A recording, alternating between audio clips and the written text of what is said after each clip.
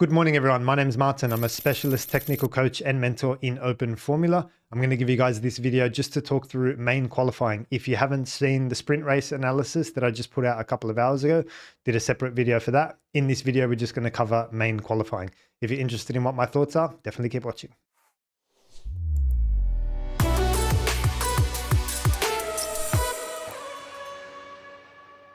Welcome back to the channel, guys. I hope you're going well and I hope you enjoyed the weekend so far and the main qualifying. A couple of insights for you that I'm going to share with you and some of the opportunities as well. So firstly, it was really hard to get the tires working over one lap. Track was green. We've got harder Pirelli compounds this weekend. It's a short lap. There's not a big opportunity for you to be able to generate temperature. There's also not significant downforce active style corners like Copse, Maggots, Beckett's, Pouon, Fania chicane. There's none of these sort of where you can really load up the front and the rear of the car simultaneously. The mid sector is kind of, you know, it's downforce is not significantly active, a lot of mechanical grip there. And it's just like, it's hard to get temperature on a short lap that doesn't have these mega high speed corners. So, and yeah, track temperature as well, I think was quite low out there today. So all those things combined meant that it was just hard to switch on the Pirellis here in qualifying. What you don't want to do, like you got to find that balance, right? What you don't want to do is like give the car a squirt and, you know, overheat the rears and get them up to temperature, but then take away from the edge of their grip a little bit as well. Similarly with the front, you want to try and generate temperature. It takes time to do that in the right way. You don't have time. You've only got one out lap to do it. Therefore, it might have been a case for like two nice, steady build up out laps just to get everything where you want it, right? And then maybe push on the third lap. That's a thought that just came to me here and now, and I'm thinking out loud. Was that a play? Did anyone do that? Maybe it was a play, but I don't think I saw anyone do it. I saw a lot of people do a cool down, a second cool down, and then like try to go again. But I didn't see too many people dedicating 2 laps or 3 laps to just prepare the tire and then go for it. It was always one out lap and then bang, one flying lap. So there you go. Rear grip was the biggest problem in Q1. Saw a lot of onboards from Ferraris, particularly in the hands of Max as well. Yeah, that was the biggest story for Q1, was that Max Verstappen was out and complaining of sliding and rear grip. Let me try to give you an insight into what I think happened. Max is always chasing front end. Give me more front, more front, more front. It's always been like, forget about the rear. Like, I just want front. And rightly so, you know, there's a lot of long corners of constant radius in the middle sector where Max will be chasing front end. He wants to get the nose in. I think yesterday as well, that's an area where he struggled. So he's been chasing front. But yeah, I don't know if you guys managed to hear the podcast with him and Gabby, and they were talking about understeer is slow, front grip is king. And then it's interesting now that Max is like, I had no rear grip. So, and that's why I say, like, some of these podcasts, it's good to ask that question, which do you prefer, understeer or oversteer, for example? And then obviously Max is going to say, I prefer front grip, I prefer oversteer. But then there are a few cases, and I mentioned increasing radius corners, like Spain turn 10, for example, where you want traction, you want rear grip. And then I think this was an interesting case as well. Like, did they go too far in chasing the front end of the car? Because when you jump on board with Max, the front looks really good. Like, it goes in nicely. It's just that he can't combine the brake and steering on the entry because he's scared to overload the rear. He couldn't put any trust in the rear of the car, and the rear of the car did actually have no grip as well. So it'd be interesting to hear what he has to say after the session, but I feel like the car had Max like handcuffed on the entry, on the combined entry, the braking plus steering combination in the trail braking phase and the entry to the corner. It looked to me like Max just had to, I'll wait until the speed comes down and I'll just turn in from behind a pillow and hopefully the rear doesn't step out. But that looked like it was his limitation and looked like it was his concern out there. And there's nothing you can do. Someone in the comments wrote, what can Max do to get this car in the window? And I replied, go home, because the car's it's not there. So it looks like they made big changes as well. Laurent Mekies alluded to this. He's like, we changed a lot of things. The rear wing looked very skinny. They changed the ride because Max was complaining about ride yesterday. And I don't blame them. Like, you're 30 whatever points behind in championship, you got to go all in. You got to make the races calls. You got to go aggressive. Sometimes it works. Sometimes it doesn't work. When you haven't got the car in like with the McLaren, you can afford to just dial it and play around with it a little bit here and there and fine tune it. It's a mad car. You're working with something quality. The Red Bull's always been up and down this year, and big problems require big solutions and big changes. So yeah, I'm not sure if, yeah, looking back, there'd be anything he can do to fix that. Probably a little bit, but then he's going to lose his front end. And Max is not compromising on that. Max is going to keep his front end, and if the rear is loose, the rear's loose. Speaking of front ends, guys, this is a really big story for me. That earlier on this season, Lando had been struggling with the front end of the McLaren. Every time Lando turned into a high-speed corner, the rear would step out. He's got an excess, a surplus of front grip in that McLaren in the first part of the season. So we're talking China, Jeddah, Melbourne, Spain. There's a couple of examples that I'm going to share with you. But here this weekend, Lando looks so much more comfortable with the front end of the McLaren. What do I mean by that? Well, he's just loading up the car in the right rates, and he's able to be consistent as well. I'll share with you guys just an image I took, which hopefully highlights this to you. So this is the long corner constant radius, turn 9. I think it's called Pinarino, in the middle of the track. And I've got Q2 runs on the top of your screen, Lando, Oscar. And I've got Q3 runs at the bottom of your screen, Lando, Oscar as well. A couple of insights. If we just look at the Lando Q2, Q3 on the left-hand side, he's able to keep the steering wheel very consistent. Both his runs, he's on the line he wants to be on. He's not really executing a big short corner. It's a very small short corner in the middle of this corner. Oscar and Max are actually doing wider short corners, trying to V the corner off as much as possible, put bigger armfuls of lock in. But Lando's a little bit tighter to the apex, a little bit closer, and he's not steering that much, and he's steering very consistent. You can see I've taken these shots at the point at which there's maximum rotation. That is, the steering wheel doesn't get any more than this for these drivers in the middle of this corner. So that's the maximum that Lando ever gets to. If we compare the Q2 and Q3 runs for Oscar, yeah, the Q2 run, there's a point at which Oscar finds slightly more steering lock, even though he is just similar to Lando in terms of, you know, the space he's leaving to the left-hand side is, again, he's not executing a big short corner in this particular example. In Q3, yeah, Oscar went deeper, wider, later, targeting that later rotation and puts in a bigger armful of steering lock. So I wanted to highlight to you, yeah, the difference in lock across this way and the difference in consistency across runs this way as well. This shows me that Lando's comfortable here. He's all good. And I've been saying, like I said, for a while, Lando just needs to be patient with his hands with the McLaren. Just turn a little bit and wait. And the front will turn. The McLaren will turn. It's got the best front end on the grid. Whereas what I think he was doing in the first part of the season was just turning in too quick with the rate. Like, yeah, the front was just biting into the corner and it was upsetting the rear. Let me share with you all of those examples now so that you can see the struggles that Lando was having earlier in the season. So this was Lando in Jeddah, for example, turn 1. Just as he turns in, the rear lets go. And a lot of the talk at this point in the season was the rear of the McLaren is not quite right. And Lando needs more feel in the front. And I always said, and I stand by it, it's not the rear and it's not the feel. It's the rate at which Lando was turning his hands, which looked too quick. Here's another example. He's asking the car to go into the corner all at once. And I think if he just spread that out over a longer time horizon, then the McLaren would be able to deal with it a lot better. Some more examples, China turn 1. Again, he just goes all in with the steering. Hey, you see that big armful of lock that just comes in at the last second there on turn-in? This is just before the double apex, double left. Again, same sort of thing happens. There are more examples. This is Spain turn 10, I want to say. The same little snap in the middle. And so I've seen all these pieces and I can put together the story for you.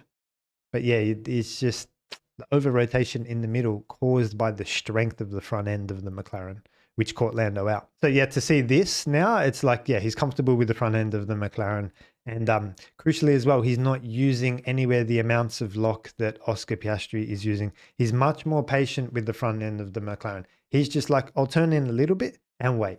And the McLaren just does its thing. It just loads up the front nicely. And then he can go, oh, the car's turning. I'll turn a little bit more. And he can just spread out that steering input over a long enough time horizon. I think that's his solution. Whether or not the new suspension or the new feel or anything to do with the rear, I really don't feel like that's contributing too much to what we're seeing with Lando. I think he's just He's found a better timing with the car, and he understands how it works now and how it likes to be driven. So he got there in the end.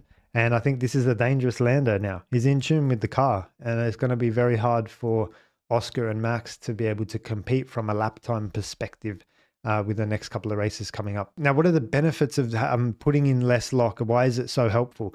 Firstly, you don't overslip the fronts. These Pirellis are so sensitive to the front end being overslipped, which is pretty much when the front gives up and the understeer happens. If you turn too much too soon, yeah, the McLaren steps out. But if the rear doesn't step out, then the front's going to slide across the track as well. And so the front tire temperatures start to go up, and then you lose the grip like later in the lap. So the first thing is you won't overslip the fronts. Second thing is when you go for the throttle on the exit of the corner, instead of going for the throttle from this position all crossed up, Lando can go for the throttle from this position, and that's so much more powerful. It gives you more traction capacity on the exit. He doesn't need to do much to just open the wheel and go for it. Whereas when you're as tight and as crossed up as what Oscar was, you actually can't put your foot down from that position. You've got more work to do to unwind the steering lock and then go for the throttle. So the way I like to explain it is with my capacity circle.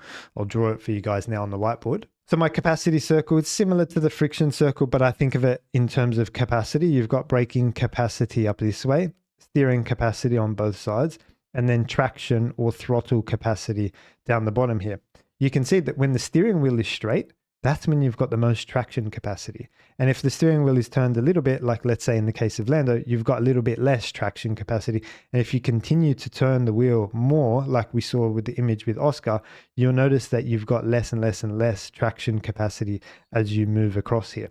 So Oscar is, with the lock over here, he can't put his foot down that much. Whereas Lando, if I just highlight in blue, he's more back here, and he can afford to just put his foot down a little bit harder on the exit. So that's your second advantage. So not overslipping, overheating the fronts is one. Traction capacity on the exit is two. And therefore, it also keeps the rears intact as well. So you're looking after the fronts and you're looking after the rears. You can get your foot down harder, earlier, faster. And with the steering wheel straight, you're not going to have those little snaps on the exit as well. So those are the benefits of just carrying less lock in the car throughout the duration of the corner. Now, I use turn 9 as an example for you, but this is all over the lap. This is Lando into turn 1, Lando into turn 4, through the fast horseshoe, double apex as well, heading into turn 8, 9, 10, all through the lap. Lando's just turning in less. And it's almost like he's driving a go-kart. Like he really just turns in fingertippy, and the front of the McLaren does all the work for him. It's beautiful. Lando's in tune. It's like, you know, when man and machine come together, it's like a guy playing an instrument, you know, really well in tune, or someone that's just understands their equipment really well. That's what you're watching with Lando out there at the moment. Hamilton's team radio in Q2 was along the lines of, hey, mate, I got no temperature or grip in the rear. Sort it out for me in the next run. Yeah, I didn't like that kind of mindset or mentality or philosophy from Lewis. Like it's very demanding. It's like, sort it out for me. Like I'm doing everything perfect over here. You sort it out. I like GP's radio to Max, which is like, hey, we've got some tools available for you. You can choose to take them or leave them. But yeah, these are the tools that we're going to recommend. It's a team sport. And I always like for the driver to take on the mentality of, is there anything I can do better? And if not, then what can we do to try to make it? Well, I like it to be a conversation and a discussion, and to bring the humility and curiosity, everything we always talk about on this channel. So for Lewis to be so demanding, to say like, sort it out for me in the next run, I'm like, even if he gets himself a good car and everything, I just don't feel like, I don't know. I know it's a long, like big thing to say, but I just don't feel like Lewis is ever gonna have, like, I don't know. I don't know Lewis personally, but I just feel like sometimes he's got a little bit of like a chip on his shoulder, like that he doesn't need to change or do anything. It's all the car that just needs more work. And you see Leclerc did a really good job in Q3. So it can't all be the car. There's a bit of dotting of I's and crossing of T's that I think Lewis needs to go through and undergo. I think through that humility will come growth with Lewis. We'll see if it comes or not. I think it was a beautiful job in Q3 for Lando to get that lap out under pressure. Yeah, he locked up the inside front right into turn 1 and blew his first run. And that puts you under pressure in the second run. I thought with Oscar, I think he took provisional pole on that first run. Mate, you're free at that point. You know, you can risk a lot more. Your banker lap is in there. And if we have a look at the lap times that they put together throughout the qualifying session, Then like, yeah, you can see Oscar's in white. His lap times are just always there. Like his first run is the same as his second run. Whereas Lando like can show more performance and then, he made a mistake, but then can show more performance again. And that was his first run in Q3. And then he found and showed more performance. Oscar looked like he had nothing left. And I'm like, yeah, on the final run, Oscar, I'd rather see him literally lock up and destroy the lap and be like, hey, I got my banker lap, the 1 minute 9.897. I got my banker lap here and I locked up and lost my. To come across the line and do the exact same lap time is like, just try something, you know what I mean? Like, just at that point, you just got to throw the kitchen sink at it. And when you've got the banker lap in and your teammate is under pressure, bang, that's your opportunity to pounce and, start to raise the chips a little bit more and go all in, because worst case, hey, you got your banker lap in. So if we just compare those two laps from Oscar, his banker lap and his fastest lap, then you can actually see there was a little bit of potential in the car, I believe, just between the two laps. If you were to grab Oscar's fastest sectors, for example, then you can see there was a little bit of potential in there. So yeah, particularly in the mid sector through turn 4 and all through the mid sector, there looks like there was a bit of lap time as well. So Oscar just didn't, even though the lap times were all there, he just didn't put the right pieces together. And that shows the inconsistency and the lack of confidence in the front end that we saw between the runs in turn 9. Obviously, that's playing out to a greater or lesser extent over the lap as well. Different lines, different rates of input, etc. He's not like fully dialed into the car the same way Lando is. And hopefully that shows up to you guys with the delta that you see here. I thought Leclerc and Antonelli did a really good job. We've had an eye on them this weekend for different reasons. Esteban Gutierrez said that the Ferrari engine goes pretty well at altitude. And obviously that's maybe why they were into the picture in Mexico a little bit better, and so were the Haas cars as well. They've started to show up last couple of weekends as well. So I guess I stand by that philosophy. I guess that holds true. I don't know about the intricacies of the engine, how it works at altitude, but seems to be a bit of correlation there.